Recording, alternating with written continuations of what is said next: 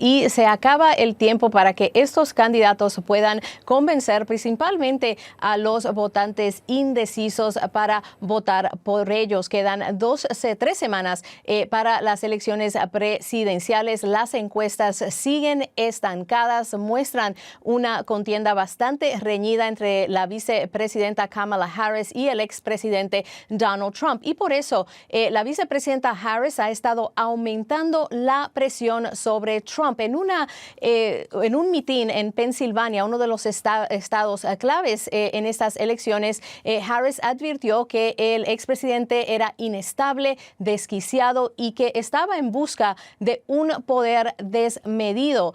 Además, ella sigue criticando a Trump por no aceptar otro debate previo a las elecciones y por no aceptar entrevistas con medios de comunicación tradicionales. Harris, en un momento durante este mitin en Erie, Pensilvania, usó el comentario de Trump que hizo sobre el enemigo interno para retratar a su rival republicano como peligroso e inestable. Estos fueron comentarios de Trump, donde dijo que el enemigo interno, el que está dentro del país, es más peligroso que cualquier enemigo extranjero, y dijo que no dudaría en utilizar la fuerza militar para controlar o arrestar a estas personas, principalmente a sus rivales políticos de la izquierda, dijo. Mientras tanto, Tim Walz, el candidato a la vicepresidencia por el Partido Demócrata, fue aún más lejos. Dijo que las reflexiones del expresidente sobre el uso de las Fuerzas Armadas contra los enemigos internos, a los que calificó como el enemigo desde dentro, que esto podría incluso equivaler a una traición. Ahora, Trump también sigue en campaña, sigue haciendo eventos en estados como Pensilvania. Ayer tuvo un foro en Pensilvania donde estaba supuesto a contestar preguntas de los votantes. Sin embargo, hubo un incidente en el que varios de los asistentes se sentían mal, tuvieron que interrumpir el foro, y durante ese momento Trump decidió que ya no iba a contestar más preguntas, sino que pasó más de 30 minutos pidiendo canciones y bailando sobre el escenario entre la confusión de algunos de los asistentes. Así que eso es lo que sucede dentro de las campañas, y ambos candidatos siguen tratando de llegar a estos votantes indecisos, a grupos como los latinos, como los negros, como las mujeres, para tratar de ampliar su margen de victoria. Ya algunos estados incluso están votando en lo que le dicen la votación temprana. Esto incluye al estado importante, clave de Georgia, que empezó la votación temprana esta mañana. Nacho. Recién hacíamos foco sobre justamente la comunidad latina y cómo tanto Trump como Harris le hablan justamente a los latinos. Las encuestas que están marcando precisamente sobre el voto latino. Bueno, esta mañana dos de las principales organizaciones latinas de Estados Unidos, the Hispanic Federation, la Federación Hispana, y el Latino Victory, dieron a conocer los resultados de una nueva encuesta de votantes latinos, principalmente en los estados clave indecisos. Esto incluye Pensilvania, Carolina del Norte, Wisconsin, Michigan, Arizona, Nevada y Georgia.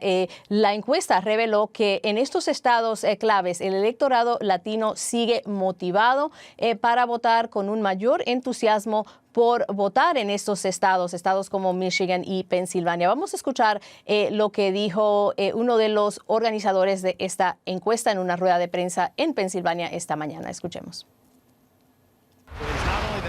No solamente se trata de que los latinos nos están diciendo que van a votar, están informando que están comprometidos y están siguiendo las noticias y son parte de este ciclo electoral.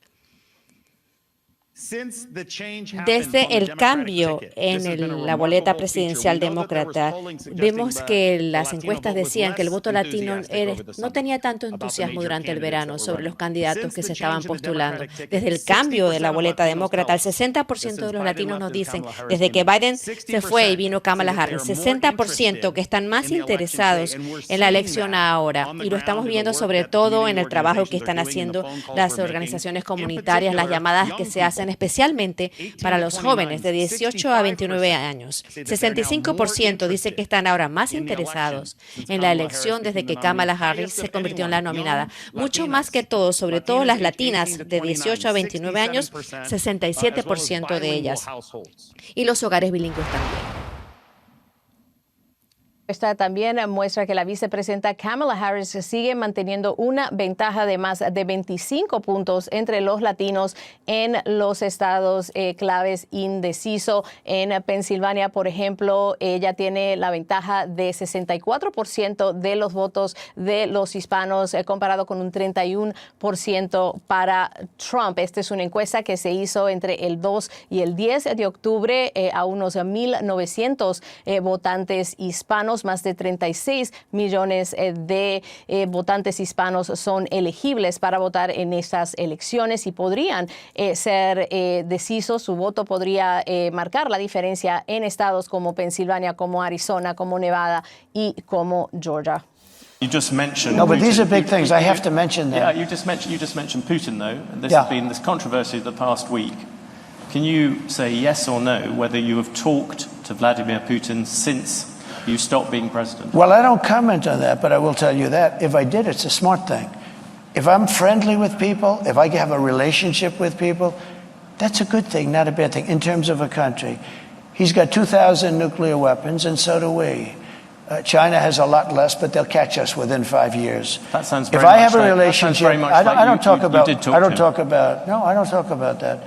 I don't ever say it. But I can tell you what, Russia has never had a president that they respect so much. People are calling it the vibe election. All the vibes were all good. But elections, I think, are won on vibes because one of the old saws is they just want somebody they can have a beer with.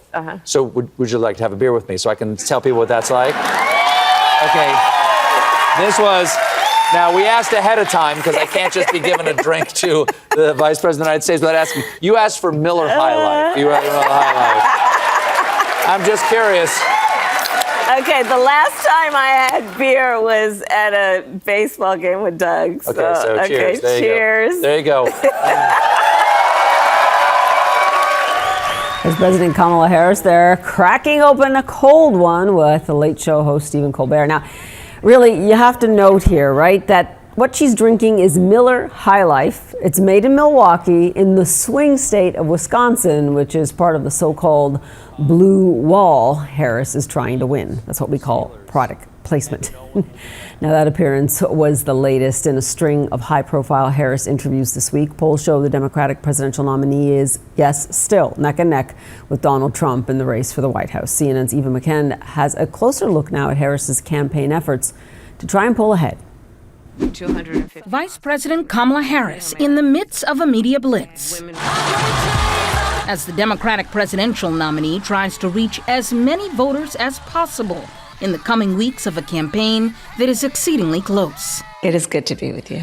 Among the flurry of unscripted interviews, most of them on non-traditional news shows, including an appearance on The View, where Harris was asked if she would have done anything differently than President Joe Biden. There is not a thing that comes to mind in terms of, and I've been a part of most of the decisions that have had impact. Harris later pointed to one way she would differ from Biden if elected. I'm going to have a Republican in my cabinet because I don't feel burdened by letting pride get in the way of a good idea. The Trump campaign quickly seized on the vice president's comments, saying in a statement, if you're a voter who wants to turn the page from Joe Biden's failed economy, open border, and global chaos, then Kamala Harris is not the candidate for you. With 4 weeks until Election Day, Harris also calling out the former president's series of falsehoods about the federal response in the aftermath of Hurricane Helene. It's profound, and it is the height of irresponsibility and, frankly, callousness. This is so consistent about Donald Trump. Mm-hmm. He puts himself before the needs of others. I fear that he really lacks empathy on a very basic level. In addition to The View, Harris also sitting Tuesday with Howard Stern and late-night host Stephen Colbert, following a wide-ranging interview with CBS's 60 Minutes. This section posted online. Which foreign country do you consider to be our greatest adversary? I think there's an obvious one in mind, which is Iran. Iran has American blood on their hands, okay? This attack on Israel, 200 ballistic missiles. What we need to do to ensure that Iran never achieves the ability to be a nuclear power, that is one of my highest priorities. Harris telling Stern the high stakes of the election is causing her to lose sleep. I literally lose sleep and have been over what is at stake in this election. And Harris's media strategy, not only to preach to the converted, but to speak to Americans more broadly as she tries to remind them of some of the chaos that came to characterize the Trump presidency. She argues that he's easily manipulated by dictators and had a botched response to the pandemic. Eva McKend, CNN, Washington. Now, during her visit to The View, which we saw there, Harris proposed for the very first time broadening government Medicare benefits in order to cover in-home health care, which, as we all realize, can be quite costly. Now, the vice president's plan is an appeal to Americans caring for both children and their elderly parents. Nearly 1/4 of Americans make up this group of caregivers known as the sandwich generation. And Harris's campaign data shows it includes many of the voters who are still undecided. There are so many people in our country who are right in the middle. They're taking care of their kids and they're taking care of their aging parents. And it's just almost impossible to do it all, especially if they work. We're finding that so many are then having to leave their job, which means losing a source of income. What I am proposing is that basically what we will do is allow Medicare to cover in-home health care. Trump's event in Oaks, Pennsylvania was supposed to be a town hall event hosted by South Dakota Governor Kristi Noem. It was derailed, unfortunately, by 2 attendees who needed medical attention a few questions in. But it was at that point that the former president decided to pivot. He had a new idea. He unveiled a music playlist. Go and vote. Let me hear that music, please. Everyone, let's thank President Trump. Nice and loud.